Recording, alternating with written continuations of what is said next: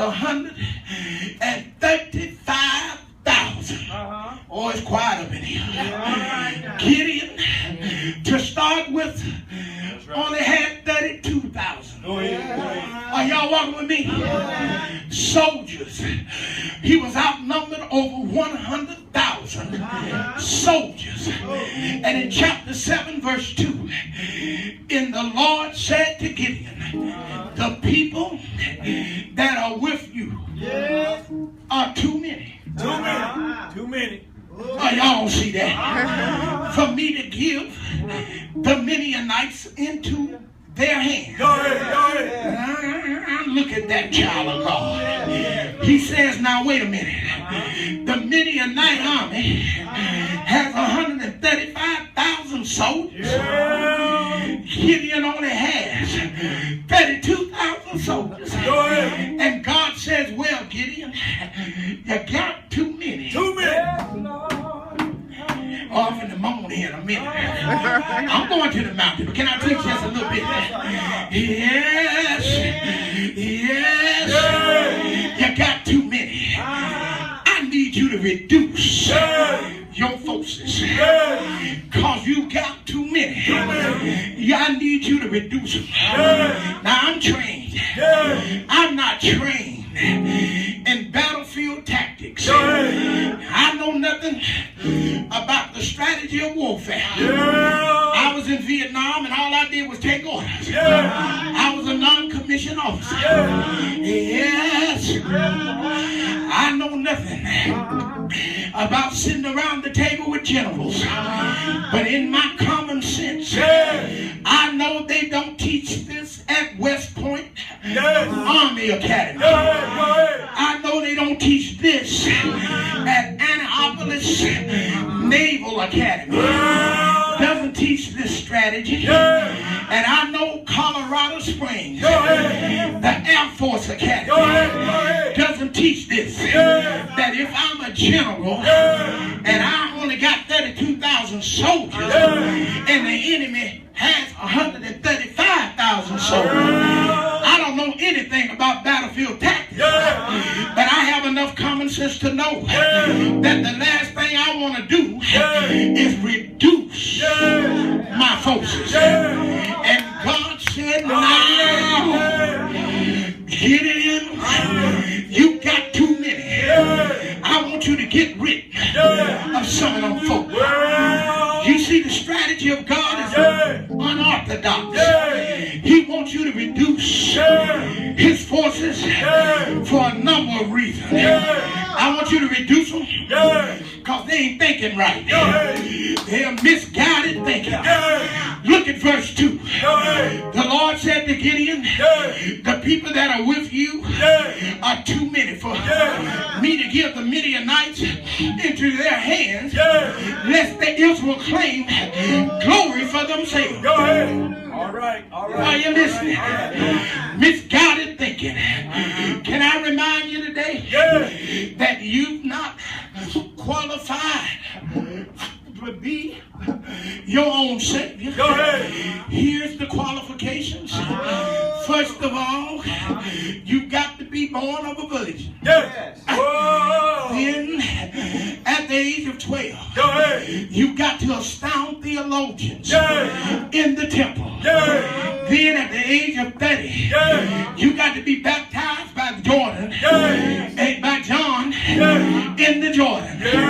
But the next 3 years, you got to go around healing the sick, raising the dead, unstopping deaf ears, casting out demons. You got to be crucified on Friday, go to hell on Saturday, then get up again on Sunday morning. And until you can do that, all of that, you cannot be your own Savior. There's a wonderful book, I'm going to quit here, that was written many years ago. The little book, the title of the book is Turtle on a Fence Post. Yes, the title means that if you ever see a turtle on a fence post, it means it didn't get there by itself. Can I bust somebody bubble today? more than a turtle on a fence post. Somebody else helped you. Yeah. Get where you at today. So God says, you got too many. You got too many. And then the next thing, I don't want folk that I got misguided thinking because they are hindering my purpose. Can I get a witness? So send the fearful back. Send the fearful back. Number 3, verse 3, chapter 7. Proclaim in the hearing of the people, saying, whoever is fearful, who is afraid, let them depart. 22,000 return. 10,000 stay. But look, God told him, you still got too many. Can I tell you something today? If you're too afraid to commit yourself to the things of God, say yes. Say yes. Because you're afraid, you're not going to be able to pay your rent. Because you're afraid, somebody going to talk about it. Then you need to go on back. God sent me to tell you, he really doesn't need you. If you're too afraid to commit to the things of God. Are you with me? So in verse number 4 through 6, watch it. I'm going to paraphrase it. Gideon says, now Lord, 22,000 are gone. Now I'm down to 10,000. And God says, Gideon, you still got too many. I need you to reduce your forces. And this time I want you to send your men down to the edge of the water. And all them that lap like a dog. And pick the water up to their mouth. Y'all don't hear me? Those are going to be your men. And 10,000 men had to leave. Y'all don't hear me? Y'all don't hear me? Gideon only had 300. Somebody said, Gideon, no. Look at this child of God. I believe that the reason God wanted to keep those that laughed like a dog, because they were watchful. If you have to bring your mouth to the water, you can't see what's going on. He wanted folk that were first watchful, because he wanted folk that could keep their eyes on the enemy. He started out with 32 members, 32,000 members, but only 300 of them could be counted on.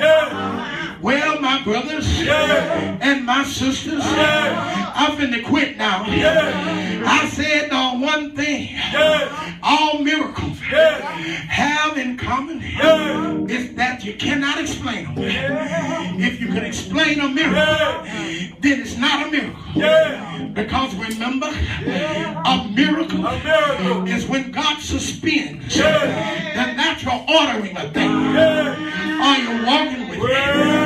Chapter 7, verse 7 says, by the 300 men that laughed like a dog, will I deliver the Midianite into your hand. He said, Gideon, I'm not going to do it with 32,000. I'm going to reduce you down to just 300. So you'll know, child of God, that God is not limited. My brothers and my sisters, he did it without size. But wait a minute, I'm going to my seat now. He did it without swords, because the Bible says, when you read the rest of the story, God told Gideon the strategy. So Gideon told these 300 men, we're going to attack them at night in the cover of darkness. We're going to make our move. He said, we're going to divide ourselves into 3 groups. One group facing the Midianites here. Come here, preacher. One group facing facing them Yeah. from that side. Yeah. You on that side. Way over there in the corner. Yeah. You way over there in the corner. Yeah. Y'all listen to me. Yeah. And we facing the Mennonite army. Yeah. Say yeah. Yeah. Say yeah. Yeah. We got 100 men over there. Yeah. We got 100 over here. Yeah. And we got 100 right here. Yeah. Yeah. Yeah. And notice when you read the text, Yeah. the rest of the story, Yeah. that not one of those men had a sword. Yeah. No. Yeah. God told them Yeah. to take a trumpet in one hand. Yeah. Take your trumpet in one hand. Yeah. And a clay jar. Yeah. Get your clay jar Yeah. with the torch. Yeah. And light your torch Yeah. in your other hand. Yeah. Now I don't know about you, Yeah. but had that been me, Yeah. and I only had 300 men, Yeah. I'm going to go up against an army of 135,000. Yeah. I'd have told them 300, every one of you get 5 swords. Yeah. We may go out, but we're not going out fighting. Yeah. But no.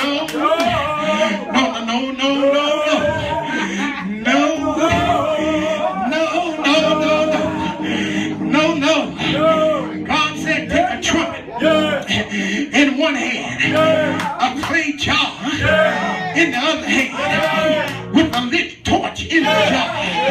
When they got around the enemy on all 3 sides, Gideon said, now watch me.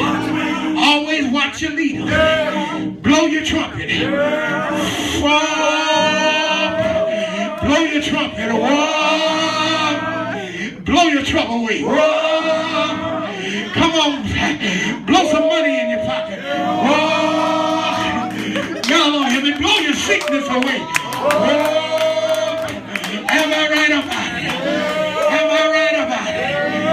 Yes. They started a fire. Then they shouted the name of the Lord. Somebody said Jesus.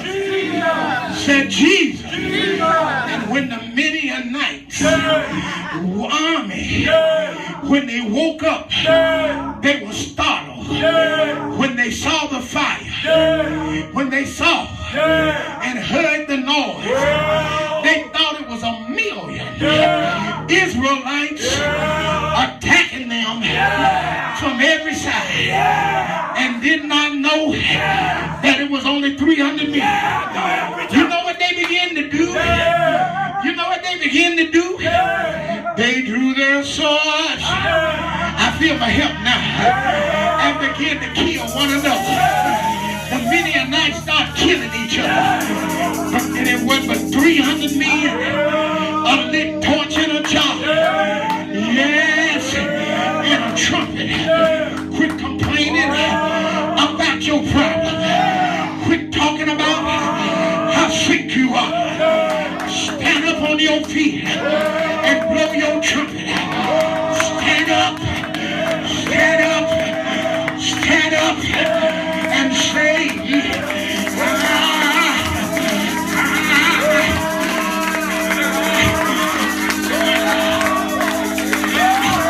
I believe in miracles.